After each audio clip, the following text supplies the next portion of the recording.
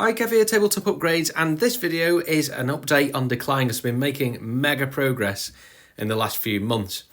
So I got really far down the road last time, developed this new card system. If you've been keeping up with developments, and I get plenty of emails with people who are really interested in the game, you'll know that I got as far as I've been to getting the thing to release. Now, I found it all a little bit clunky. The card system, as good as it was, required a lot of mental arithmetic. So in this update, I've really streamlined it. And I've also made this character sheet and cheat sheet, which is the heart of the player experience. And I basically reduced about 15, 16 pages of rules to this one double-sided sheet. And in the next couple of days, I'm going to do a playthrough showing exactly how this works. But there's a few things in here that I'm really proud of. Every few months, a good idea comes through me. Plenty of others get rejected. And this is what I want to show you. This idea of the psyche is something I am really proud of and not something that I've seen in another game. So for people who are new to this whole concept, Decline is a solitaire tactical RPG where you take on the role of a character who's in a decaying world. And they're not a superhero, they're not even like a level 20 type adventurer, they're a normal person trying to cope with outrageous circumstances. So this is what you've got here. You've got the character sheet, and across the top here, I'm going to look at this bit here first. We've got the stats, pretty standard for this kind of game. We've got movement, agility, strength, toughness, and the hit points. And you'll notice those are grayed out because throughout the game, you're going to be changing these, and you might be changing your strength, because you've got some kind of weapon that upgrades your strength. Maybe you're wearing some armour that increases your armour. And you'll change these throughout. Now, I'm going to recommend that people either use just a pencil, like an old D&D sheet, laminate the sheet, which would be my preference, or some people might prefer an iPad, as I'm doing now. So here, across the bottom, we've got the bonuses. And this is going to be from equipment that you can craft or find in the game. So in the first quest, you can find a miner's helmet. And the effect of that is it's +1 toughness. So from here in the toughness, I'm going to get +1.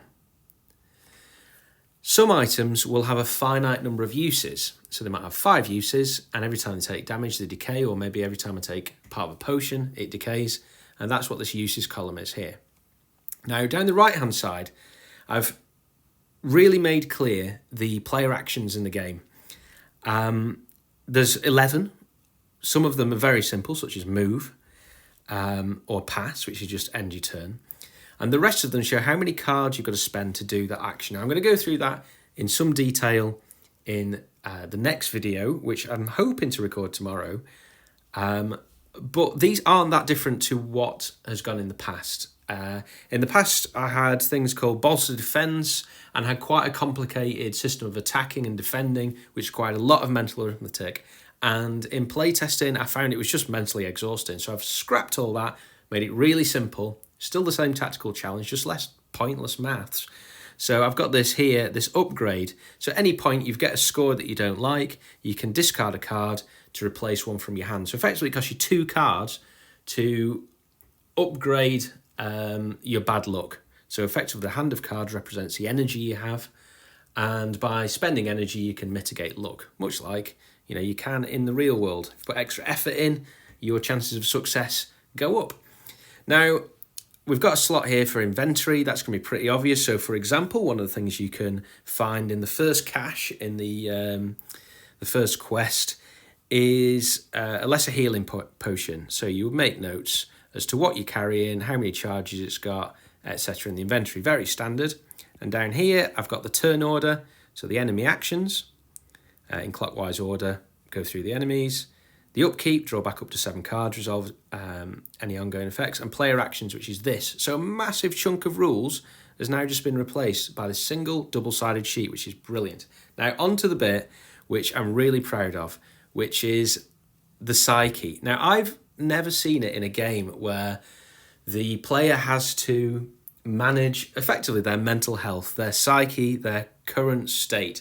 Now, obviously, you're a normal person who's been put up against the odds in a difficult world, so you're going to be going through a lot, and that's going to affect your ability to cope with the events in the world.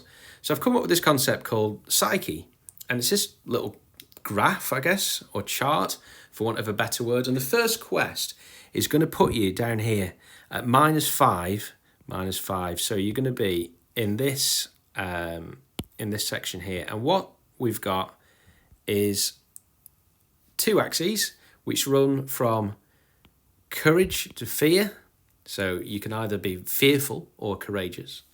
And then across this axis here, you run from hope to despair. And depending where you are kind of in this matrix depends on your mental state and how your character will react. So in the very first quest, you're going to start down in this section here in a state of despair. You just found some of your family killed, and a state of fear, you're being hunted by the Volundian Guard. So if we look at this quadrant here, despair and fear is a state of flight. You're more likely to run away, and you're going to be better at it. So in this, if you find yourself at any point in this area, you will have -2 agility, -2 strength, and +1 movement. You're going to be terrible at fighting, but brilliant at running.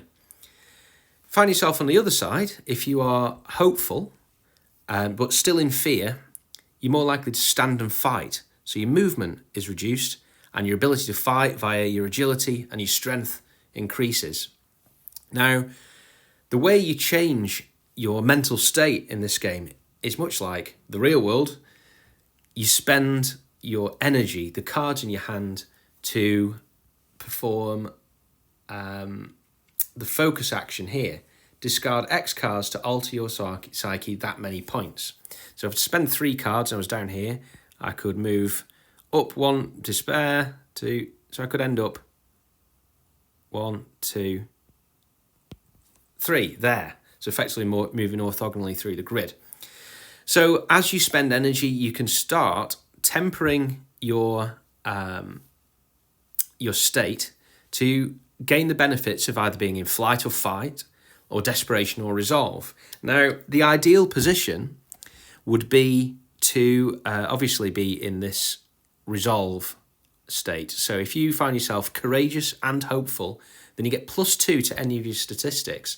So you could even go up to 5 movement, or you could go up to 3 agility and 3 strength just by being somewhere in here. So there's a real incentive to spend your physical energy managing your mental state. Now, just to go through the others, we've gone through the flight and fight and the fear section. If you're in a state of courage, then you're feeling up for the fight, effectively. Then if you are in despair at your situation, but still feeling pretty feisty, courageous, then I would characterise that as desperation. And you're not going to be terribly accurate at fighting, but if you do land in your flail of blows, a hit, then it's going to be so much more impactful. So you're going to have greater strength and toughness. And then this idea that you're in a state of hope and you're feeling courageous, this is resolve, and you're just all round better.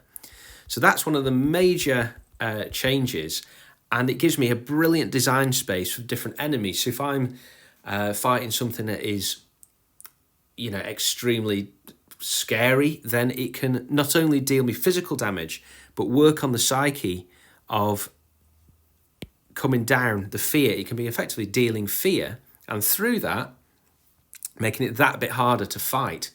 So this is something I'm pretty proud of. I've played through with it, and it feels good. It feels right for the character, and I'm really happy about that. So other things you might see on here quickly, because I'm going to go through in a physical playthrough with all the new bits of the game. But this compass is something you saw in the last one. So the enemies need to move, and as it's a solitaire game, they're on an automata, or as some people call it, an AI, which annoys me a little bit, but each to their own.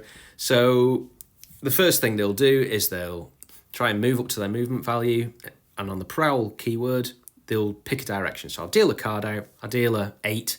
It's going to move 3 inches, for example, with the guard in direction 8. So there's a little bit of random movement through this system. And I found it annoying that it was hidden away in the rule book. you're always going to have your character sheet in front of you. So that is always going to be there, as is the quick reference of everything that you can do. So this is a good place to end it if you are just interested in what I've been up to in the design space.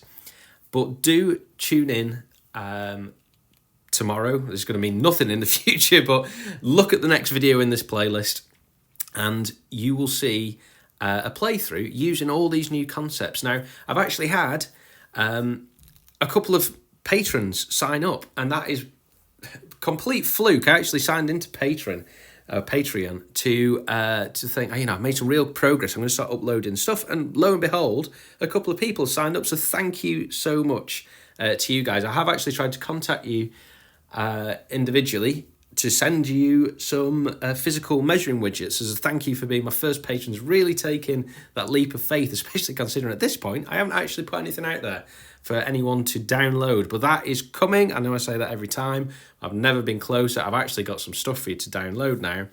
And another thing you'll see tomorrow will be the new aesthetic style of the maps, which come from a new piece of software that I'm using, and it's so much easier to create these things. So I've got a system in place now where I can drive this forward with so much less effort than ever before. So those are things I've been up to. I'd love to know what you think, particularly on this, the Psyche. Have you seen it before? Have I subconsciously stolen this from somewhere? I certainly haven't consciously seen it anywhere. I think it's novel, and it's something I'm really proud of. So let me know what you think about that. It's really simple to use. It ticks along nicely. If you achieve an objective, you get some psyche points you can spend to increase your state. If you suffer a setback, like you get injured or you dealt damage, then you'll lose some psyche points. And it all just works out really nicely. There's 4 areas, and when you move between them, which is pretty rare, you just come up here and scribble your new values in. I love it. But I'm also interested what you have to say. So see you in the next one. Thanks for all your support. I received so many messages about this, and it is for those people and those reasons why I'm even still doing this. So thank you for your motivation, and I'll see you very soon.